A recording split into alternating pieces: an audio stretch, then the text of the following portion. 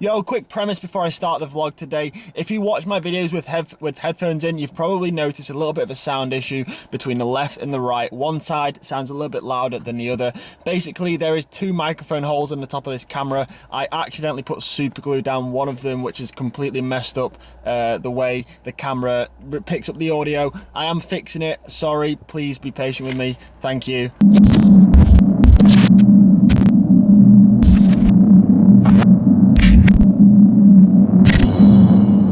What's good, everyone? Welcome back to another video, another day. So I'm starting the vlog today up here, which is, for those that don't know, in the north. We're not far from Penrith. We've been here for the past couple of days on a little holiday with my family, staying in Centre Parks. First day back training after a day off yesterday. And yesterday with the family we went to play Laser Quest, which is like paintballing, but without the paintballs, it's lasers instead of paintballs. So you're running around like a forested area. And I'm not gonna lie, today my legs, my arms, my torso are absolutely cooked. Like, I'm in so much pain. You know, I'll go and do a 100-mile bike ride, no problem at all, but get me to run around the field for 30 minutes and I am cooked. But not to worry, we're getting out, we're getting moving. I wanted to crack on early doors today, but the sun only rises at like 8:30 at this time of the year, so yeah, I had to kind of wait a little bit, but it's finally starting to come light. It's still a little bit dark, I've not got any light, so yeah, I didn't want to like get out too early and just, yeah, be dangerous. But I've got a route on the Wahoo. It's about 145 kilometers. I've ridden some of these northern roads before, but not a lot of them, so yeah, should be a pretty exciting day. The route itself is like 2,500 meters of climbing, so it's probably going to take me 4.5–5 hours to complete this loop today, but we should take in some pretty sick scenery, some new areas, some new roads. So let's get to it and let's see what the north of England has to offer. Sheep. So far the roads are good. The roads are really good, actually. There's hardly any traffic on the roads, but this part of the world there's a lot of farms, so the roads are filthy. This has been a very muddy first hour, not gonna lie. All right, sports fans, first main climb of the day, Hartside Pass, which means we're now officially in the North Pennines. This climb has been used in the Tour of Britain quite a few times, I think. Most recently this, and well, it was used in the most recent edition last year. I have been up here once or twice before, and like the last time I was up here, there's a cafe at the top, which I believe is the highest cafe in England, or it was until it got burnt down. So we made it to the top of the climb. Yeah, there's not much of a view today. We're properly in the fog, in the clouds. That says Hartside Cafe on, so I'm guessing that little truck is what has replaced the cafe that burnt down that I was talking about a little bit earlier on. Doesn't really have the same effect, does it? But I guess it's still technically the highest cafe in England. You know you're up north when there's signs for Carlisle. We're nearly 2.5 hours into the ride now. And I think in total we've been through like one, maybe two villages. It's just so barren around here, man. There's just nothing here. It's just mountains and fields, the odd lake, sheep. But it's pretty stunning, man. Look at that. Lovely. Beautiful. So we look on a map, I'm not actually that far away from Newcastle. Now Newcastle is where our editor Andy lives, so maybe we should ride a little bit further and go and say hello. On second thoughts, nah. We're into the final hour now. I've just ticked over 4 hours and I genuinely look like I've gone mountain biking today, not road cycling. This is insane. This is very muddy. I guess that's the small price you pay for riding down quiet country lanes. There's a lot of farms, there's a lot of mud. All right, made it back to Centre Parks. Currently just riding up the hill back to like the actual park from the road, but it's all uphill. It is all uphill. Mate, 5 hours in the legs. This is not a nice way to finish a ride. Not a nice way at all. It's like a 1.5, 1.6k driveway, entranceway, and it's pretty much entirely uphill. Woo! Come on, Cam.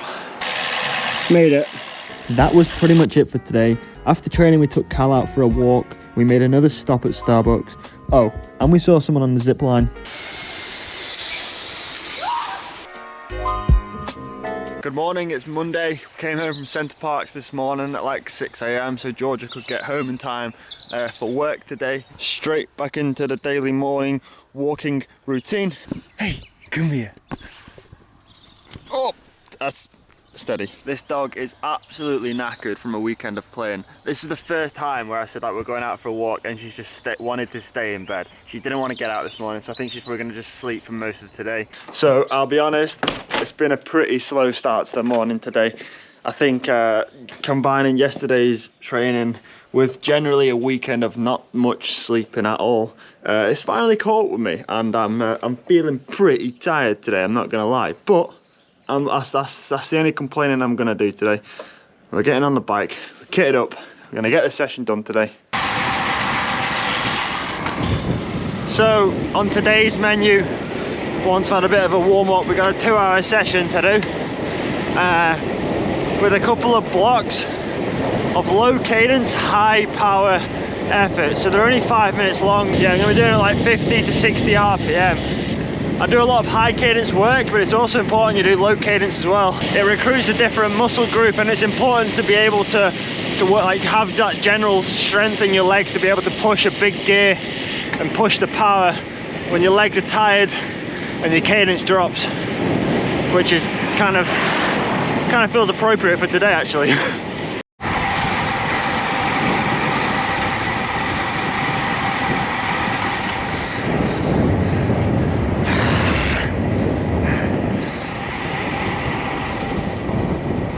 This has got to be one of my favourite roads in the northwest.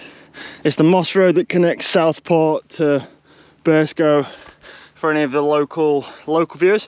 But anyway, done the first set of efforts. Now I've got about 40 minutes just to ride before the second and final set.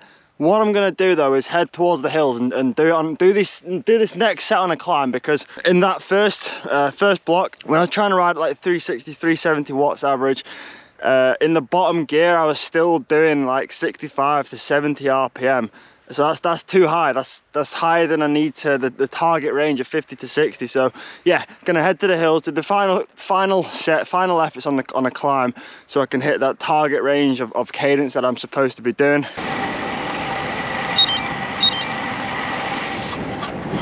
I'm glad to get that one done and dusted. It actually wasn't too bad once I'd done my warm-up and loosened up a bit. We got it done and the numbers were all right, but yeah, got a day off tomorrow and I'm definitely looking forward to that.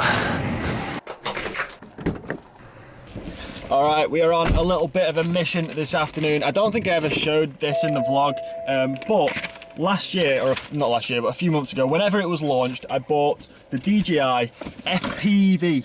For those of you that don't know, it's basically the latest and greatest DJI drone. It's the one with the goggles. It's like fully immersive, first person flying. First, I bought it on release. I was like one of the first people to get one in the country. I pre-ordered the thing, took it out on the first ever flight. Yeah, literally the first ever flight. At my grandma's old house, there was a pond, and I flew the drone straight into the pond and broke it. So anyway, I'm going to take it back. I'm going to send it back to DJI. They're going to fix it. They're probably going to charge me about £500 to fix it, but we're going to get it fixed. And yeah, hopefully we can get some cool shots for the vlog. We've got Callie. The drone is packaged up. Now I need to drive and drop it off at the UPS drop-off centre. Does anyone else just hate this time of the year? I mean, it's not even 5 o'clock yet, and it's pretty much pitch black outside. Roll on summer. Very quickly before I end the video today, a number of people have been asking me, am I going abroad training this year for the winter? If you follow my channel for any period of time, you'll know that for the last, I think 5 or 6 years even, I've gone abroad in January, February for a period of time. Last year I went to Tenerife for a couple of weeks.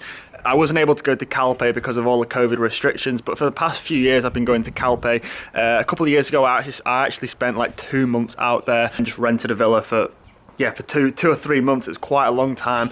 And this year, the answer to that, the short and simple answer is, at the minute, no.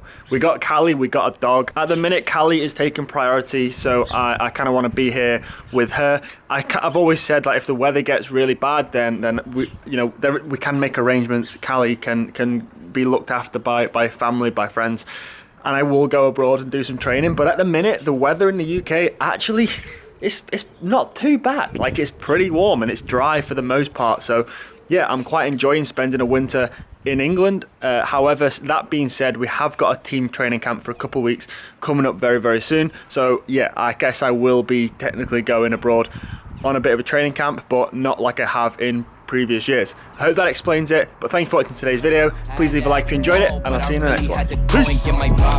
Yeah, I get my bop on. If she needs some good, tell her she got hop on. She know I'm the top dog, I know she a hot one. But Lindsay's on the feet, and you know I got the socks on. Yeah, I get my